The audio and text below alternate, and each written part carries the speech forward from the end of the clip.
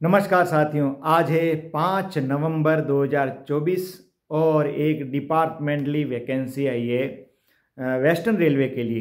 तो जो लोग भी वेस्टर्न रेलवे में काम करते हैं वो लोग ध्यानपूर्वक सुने। 4 तारीख का ही नोटिफिकेशन है, 4 नवंबर 2024 का। और किस किस पोस्ट के लिए ये भी आप लोग ध्यानपूर्वक सुनिएगा। Selection to the group B post of APO, AEN, ASTE, AEE यानी कि ADE assistant divisional electrical engineer, AME, AWM, ACM, AOM, AMM regular 70% quota for the period from 1/1/2025 to 31 दिसंबर 2026 तक के लिए ये ऑर्गेनाइज सर्विस के लिए है। तो ये जो है वैकेंसी कितनी कितनी है ये भी आप देख लीजिए। एपीओ की पोस्ट है टोटल 16 पोस्ट, जिसमें से अनरिजर्व्ड 14 पोस्ट अनरिजर्व्ड है।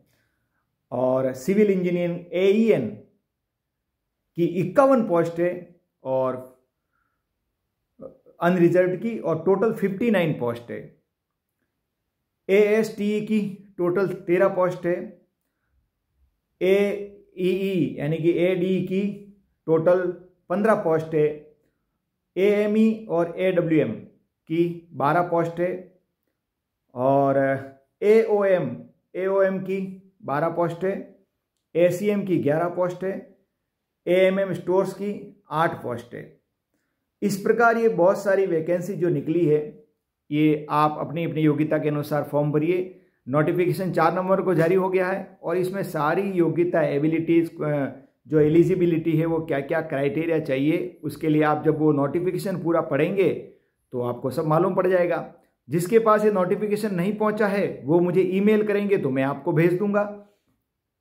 वैसे एलिजिबिलिटी सुन लीजिए। In terms of board's letter इतना, group C employees working in level 6 pay band 2 9,334,800 with grade pay 4200 and above, यानी कि 4200 या उससे ज़्यादा के लोग इसमें फॉर्म भर सकते हैं। In pay matrix with 3 years of non fortuitous services in level 6 and above in pay matrix, या तो लेवल 6 में हो या उससे आप ऊपर के हों।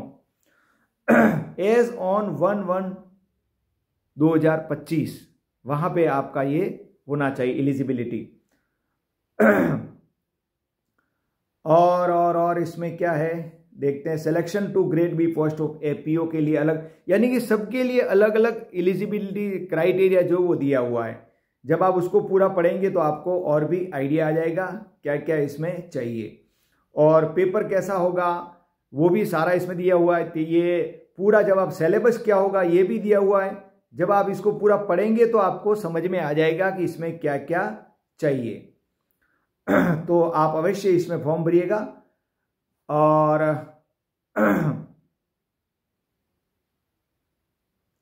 30% का भी इसमें दिया हुआ है।